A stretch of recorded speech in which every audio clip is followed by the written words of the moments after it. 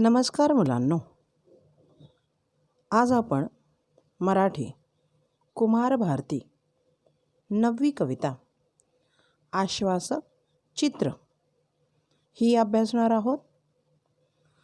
त्याच्या कवयित्री आहे नीरजा. हे कदाचित त्यांचं टोपण नाव असावं, पण या कवितेमध्ये त्यांनी जी तत्त्व तुमच्यासमोर मांडलेली आहेत त्यानुसार असे दिसते की त्या एक स्त्रीवादी कवयित्री आहेत, कथालेखिका आहेत. अनेक महाराष्ट्र शासनाच्या पुरस्कारांनी त्या सन्मानित आहेत. आपण प्रथम जे शीर्षक आहे त्याबद्दल माहिती घेऊया. आश्वासक चित्र. कवयित्रीच्या नजरेसमोर एक आश्वासक चित्र दिसत आहे. आश्वासक ज्यातून तुम्हाला आश्वासन मिळेल. एखादी चांगली घटना घडण्याच्या पूर्वी एक चित्र निर्माण होतं, ते आश्वासक चित्र. तर आपण या कवितेत अभ्यासणार आहोत असं कवयित्रीने काय बघितलं की ज्यामुळे तिला हे सुंदर, आशामय, आश्वासक चित्र दिसणार आहे. मुलांनो, प्रस्तावना जाणून घेऊया. प्रस्तुत कवितेत स्त्री पुरुष समानतेचे एक आश्वासक चित्र कवयित्रीने रेखाटले आहे आणि हे चित्र प्रत्यक्षात साकार होईल असा विश्वास व्यक्त केलेला आहे.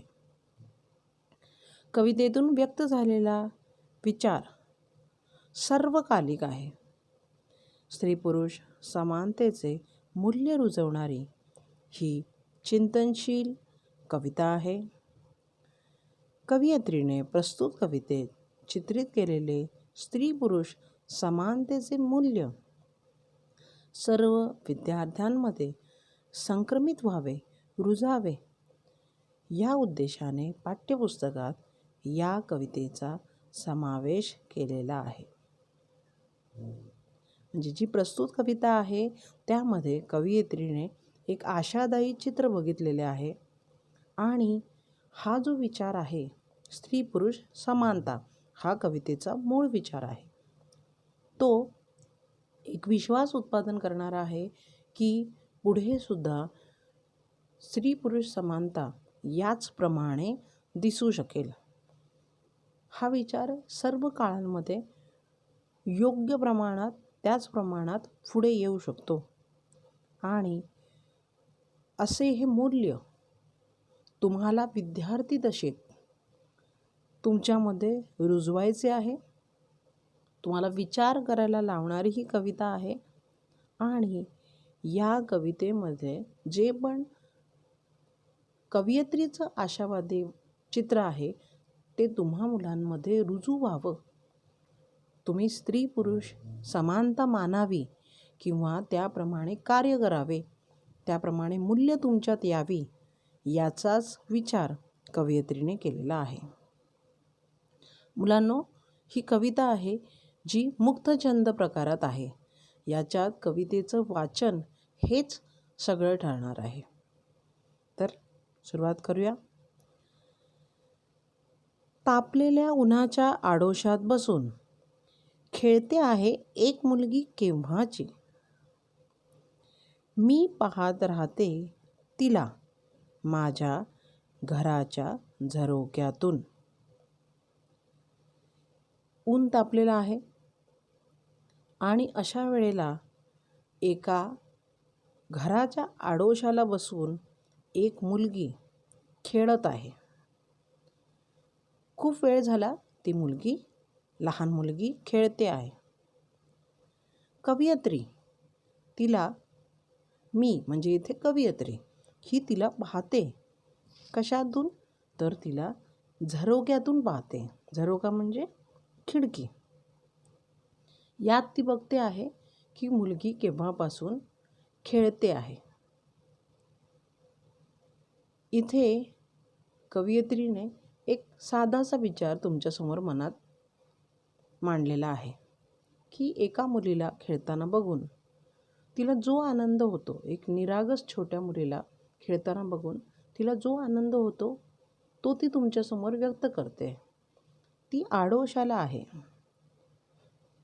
कवयित्री घरातून सहज न दिसणारा, आडोसा म्हणजे सहज न दिसणाऱ्या अशा भागातून त्या मुलीला बघते आहे. पुढे बघूया मुलांनो.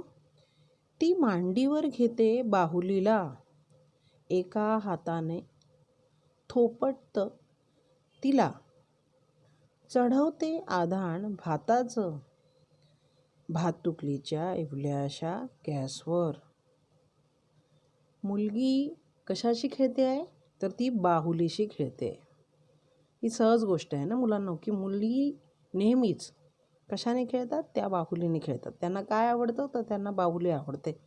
पण तिला थोपटता थोपटता, झोपवता झोपवता ती भाताचं जे एक टोप आहे, ते आधान, जिथे आपण भात तयार करायला ठेवतो ते आधान आहे, तो टोप आहे पाणी भरून भात शिजवायसाठी ठेवलेला, तो त्या इवल्याशा गॅसवर तिने ठेवलेला आहे. आता भातुकलीची तिची सगळी खेळणी आहे मुलींनो, तुम्ही आठवा, छोट्या छोट्या खेळणी आपल्याकडे असल्यावर आपण त्याच्यावरच चहा, भात, वरण सगळं करून त्याच छोट्या छोट्या कपबशीमध्ये आपल्या मोठ्यांना द्यायचो किंवा आईकडे खाऊची मागणी करायचो आणि सगळं जेवण आपलं पटदिशी व्हायचं.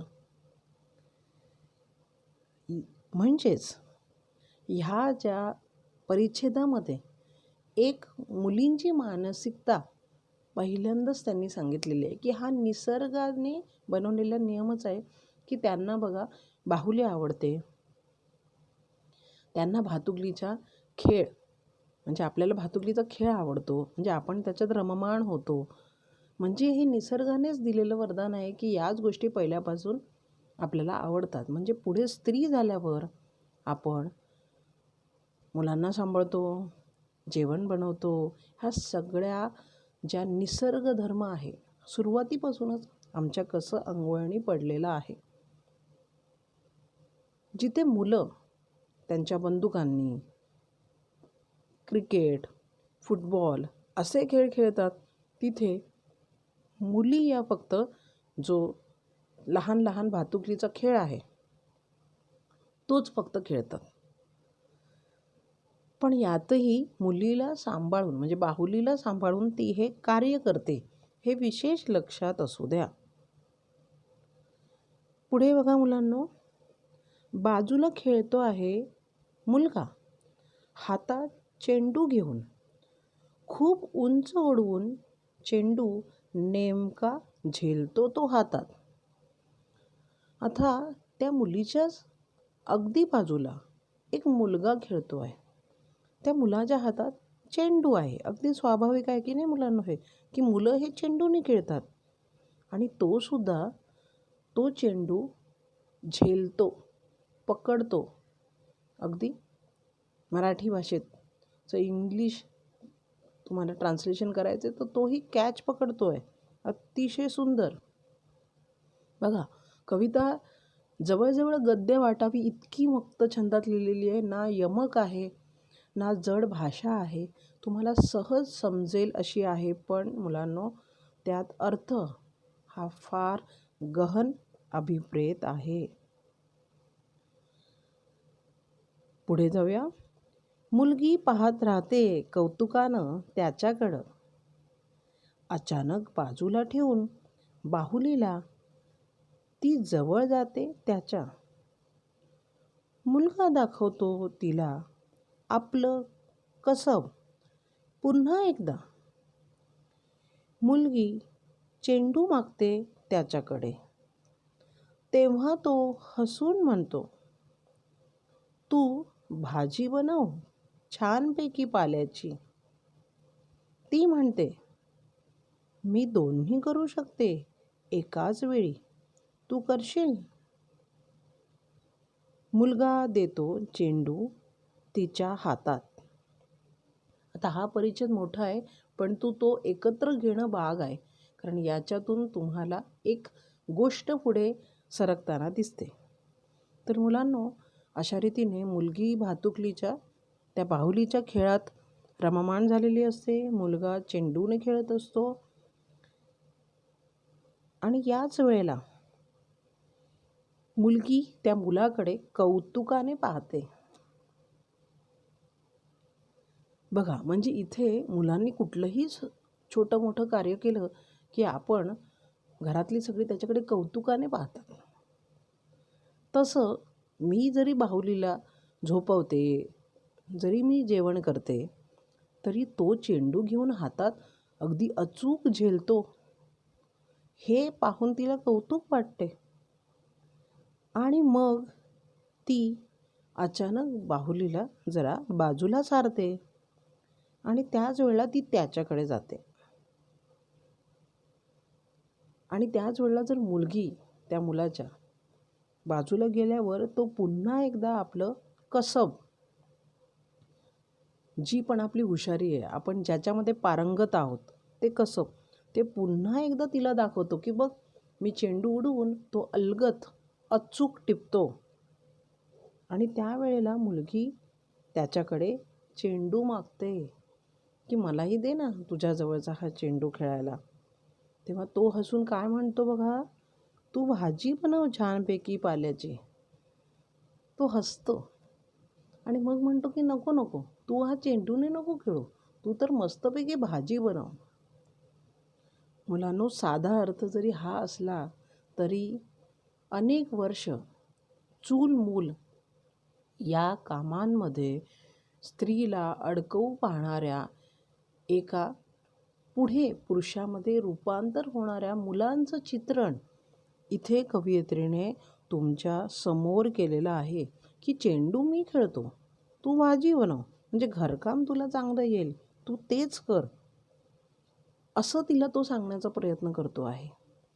मुलीचं उत्तर फारच छान आहे बघा. ती म्हणते की मी एकाच वेळी दोन्ही करू शकते. आणि वर त्याला प्रश्न विचारते, तू करू शकतो का? म्हणजे मी बाहुलीला झोपवू शकते, मी त्याच वेळेला भात आणि भाजी छानपैकी बनवू शकते आणि तुझ्यासाठी खेळू पण शकते.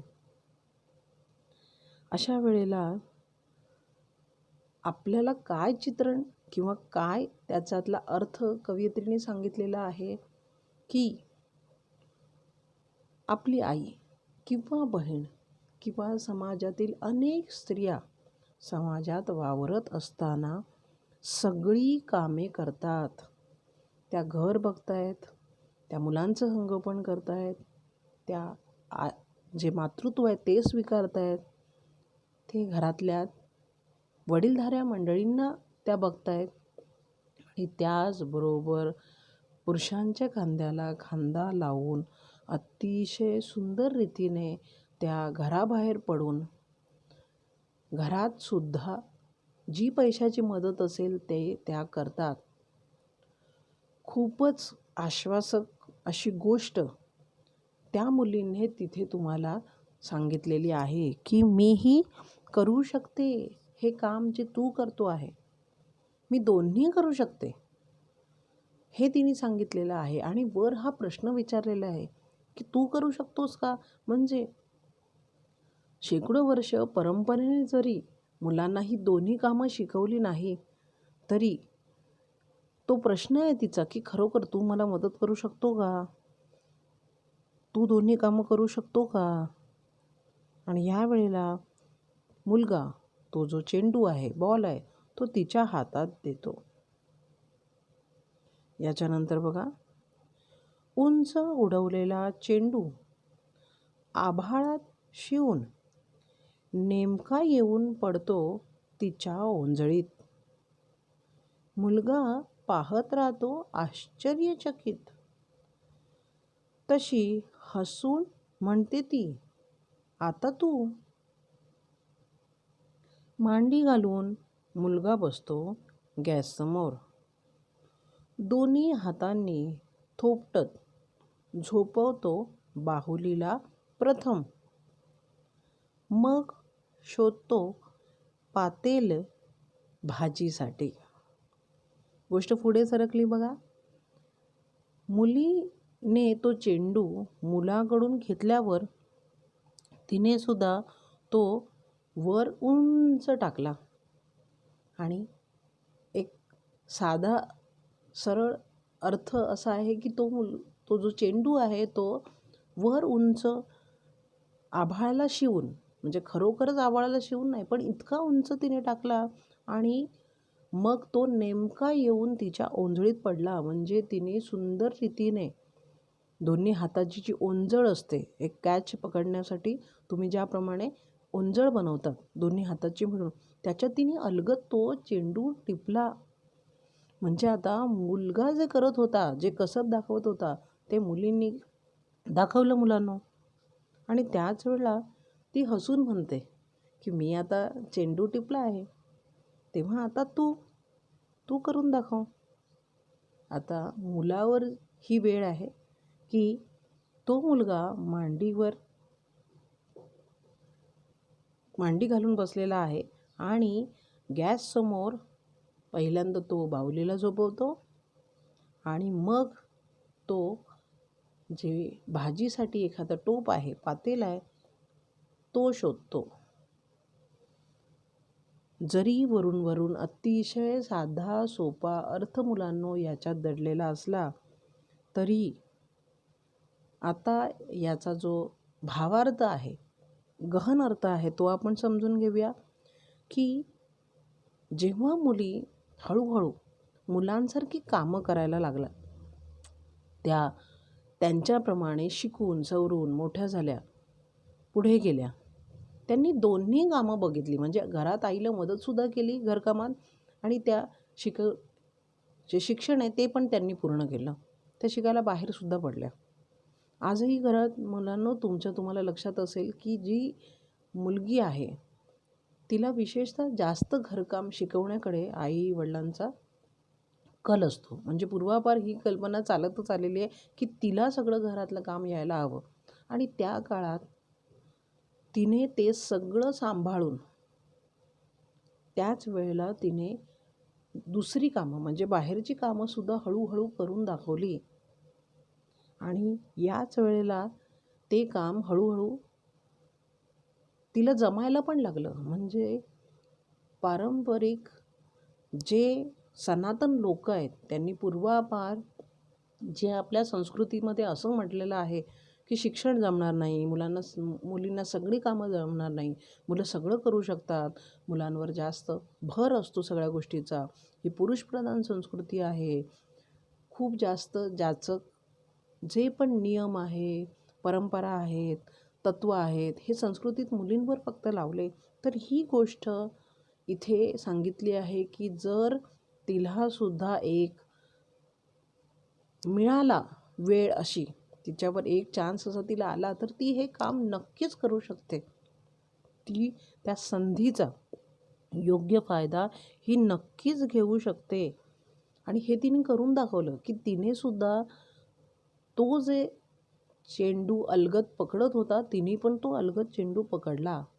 याचा अर्थ नंतरच्या काळामध्ये म्हणजे सुरुवातीच्या काळात अतिशय संस्कृतीमध्ये भारतीय मुलींनी जास्तीत जास्त किंवा स्त्रियांवर जास्तीत जास्त अन्याय झाल्यावर त्या पुढे जेव्हा शिकायला सवरायला लागल्या, तुम्हाला माहिती असेल की सावित्रीबाई फुले ओके, प्रथम डॉक्टर झालेल्या डॉक्टर आनंदी, ओके, रमाबाई रानडे, या सगळ्यांनी हे दाखवून दिलेलं आहे की त्यांनी जी पण प्रतिकूल परिस्थिती होती अशा काळामध्ये सुद्धा जे पडेल ते काम करून, त्या काळात ज्या काळामध्ये स्त्रीला घराबाहेर पडायची परवानगी नाही, त्या काळात त्या शिक्षिका झाल्या, त्या डॉक्टर झाल्या, त्या एक चांगली पदवी त्यांनी वकिलीची घेतली. म्हणजे हे सगळं त्यांनी केलं, हे तुम्हाला इतिहास माहिती आहे. तर असंच इथे जी मुलगी चेंडू पकडायचं कसब दाखवते ती आज आम्हा सगळ्यांचं प्रतिनिधित्व करते. आणि याच वेळेला मुलांनीसुद्धा थोडी थोडी ही सगळी कामं करायला शिकलं पाहिजे. याच्यामध्ये आईला मदत आणि स्वतःचं स्वावलंबन या दोन्ही गोष्टी त्यामध्ये आल्या पाहिजेत. तर मुलांनो, पुढे जाऊया. हळूहळू शिकेल तोही आपलं कसब दाखवतानाच घर सांभाळणं. तापलेल्या उन्हाच्या आडोशाला बसून, समजा बाहुलीला झोपवण्यात किंवा उन्हाच्या आडोशाला बसून दुपारची वेळ असल्यामुळे घर सांभाळण्याचं जे काही कला कौशल्य असतं, कसं म्हणजे कौशल्य, हे तोही मुलगा हळूहळू शिकेल. की कसं जेवण बनवायचं आहे, कसं बाहुलीला सांभाळायचं आहे, कसं घरातले कामं आवरायचे, हे तो शिकेल. त्याला शिकायला थोडासा वेळ लागेल. म्हणजे ज्याप्रमाणे स्त्रिया हळूहळू लहान असल्यापासूनच दोन्ही गोष्टी करायला लागतात. जेव्हा त्या मुली असतात तेव्हाच त्या घरातली कामंसुद्धा करतात आणि बाहेरचीसुद्धा कामं करतात. हळूहळू मुलांनीसुद्धा एक एक काम शिकून घेतलं पाहिजे. त्याला ते शिकावं लागेल. तो त्याच्यात ते कसब त्याच्यात ते त्याला बाणवायला लागेल. त्यावर स्वावलंबी व्हावंच लागेल. आणि तापलेल्या उन्हाच्या आडोशाला बसून हे मुद्दामून अधोरेखित केलेलं आहे की परिस्थिती कशी असो, ती चांगली असो किंवा ती वाईट असो, त्या परिस्थितीला उन्हाने तापलेलं जरी असेल तरी तिथे एक आडोसा आहे बघा, सावली आहे. म्हणजे परिस्थितीमध्ये तुम्ही किती म्हणा हे जमत नाही, हे करता येत नाही, तरी एकसुद्धा परिस्थिती अशी येणार जिथे तुम्हाला ते काम छानपैकी करावं लागेल. त्यामुळे कवयित्री असं म्हणतात की शिकावं लागेल, तो शिकेल. हे पण एक आश्वासक आहे, तो मुलगा हे काम शिकेल. शेवटच्या ओळीमध्ये कवयित्री म्हणते, माझ्या घराच्या झरोक्यातून दिसतं आहे एक आश्वासक चित्र उद्याच्या जगाचं, जिथे खेळले जातील सारखेच खेळ एकत्र. भातुकलीतून प्रवेश करताना वास्तवात हातात हात असेल दोघांचाही, ज्यावर सहज विसावेल बाहुली आणि चेंडू जोडीनं. शेवटच्या कडव्यामध्ये आधी आपण मूळ अर्थ काय असेल तो जाणून घेऊया. की कवयित्री म्हणते की माझ्या खिडकीतून, त्या झरोक्यातून मला दिसतं आहे एक आश्वासक चित्र. हेच शीर्षक आहे मुलांनो, की आश्वासक चित्र. की सहजपणे एका खेळामध्ये मुलगी आपल्या बाहुलीला आणि भात आणि भाजी बनवताना, भातुकलीच्या खेळामध्ये मुलगा चेंडू खेळताना त्यांनी एका वेळेला जसं मुलीने चेंडू हातात झेलला तसं मुलगासुद्धा बाहुलीला झोपून भाजी बनवायच्या तयारीला लागला. तर हे एक आश्वासक चित्र आहे. उद्याचा भारत बघताना कवयित्रीला असं वाटतं की हे आश्वासक चित्र आहे. इथे अशी सुद्धा कामं होतील की जिथे मुलगा हे सुद्धा काम करू शकतो आणि मुलगी घराबाहेर पडून जे अशक्य वाटणारं काम आहे ते सुद्धा ती करू शकते. असं चित्र, अशा आश्वासक चित्र, आशादायी चित्र हे उद्याच्या जगाचं असेल. आणि जिथे मुलं मुली एकत्र खेळ खेळतील, बाहुली फक्त मुली सांभाळणार आणि त्या जेवण बनवण्याच्या भातुकलीत रमणार असं नसेल, तर त्याही चेंडू, विटीदांडू, फुटबॉल यासारखे खेळ खेळतील. आणि हे आश्वासक चित्र जे नीरजा कवयित्रीने कधी काळी बघितलं होतं, आज मुलांनो ते सत्यात उतरतं आहे. आपली जी पण इंडियनची क्रिकेट टीम आहे ती तुम्ही बघा, अतिशय सुंदर असं खेळून ते जगाला चकित करतं आहे. ओके, वेट लिफ्टिंग किंवा कुठलीही कुस्ती किंवा कुठल्याही प्रकारचं खेळ असेल, स्त्री आज वैमानिक आहे, आर्मीमध्ये ती पुढे आहे, डॉक्टर पदवी तिने घेतलेली आहे. सगळ्या ज्या पण जगाच्या किंवा समाजाने दिलेल्या ज्या गोष्टी आहेत ज्याच्यात ती करू शकत नाही असं म्हटलं गेलं होतं, त्या सगळ्या मर्यादा ओलांडून ती पुढे जाते आहे. ती सगळी कामं करते आहे जे एक पुरुष करू शकतात. त्यामुळे हे जे पण कवयित्रीने स्वप्न बघितलं होतं ते तिचं आश्वासक चित्र आज खरं होतं आहे. आणि जिथे खेळले जातील बघा एकत्र खेळ, आता भातुकलीचा खेळ हा फक्त मुलींचा नसेल आणि क्रिकेट हा खेळ फक्त मुलांचा नसेल अशी स्थिती तुम्हाला दिसते की नाही. भातुकलीच्या तून प्रवेश करताना वास्तवात जेव्हा ती मुलगी मोठी होईल, जेव्हा भातुकलीचा खेळ ती सोडेल आणि वास्तवात येईल, सत्यात येईल, आजच्या खऱ्याखुऱ्या जगात येईल, तेव्हा हातात हात असेल दोघांचाही. दोघं मिळून ती सगळी कामं करतील जे फक्त एकट्यासाठी करायला सांगितलेलं होतं. मुलांनो, ज्याप्रमाणे मी फक्त मुली सगळं करू शकतात असं म्हणते, त्याचप्रमाणे पुढे जाऊन मी हेही सांगणार आहे मुलांनो की आज मुलंसुद्धा मुलींची सगळी कामं म्हणजे जी ठरवली गेली आहेत की ही मुलींची आहे ती सगळी कामं अतिशय सुरेखपणे करतात.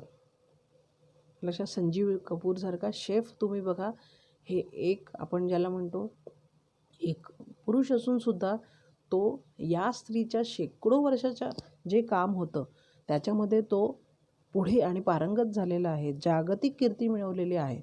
त्यामुळे ही गोष्टसुद्धा तितकीच विचार करण्यासारखी आहे.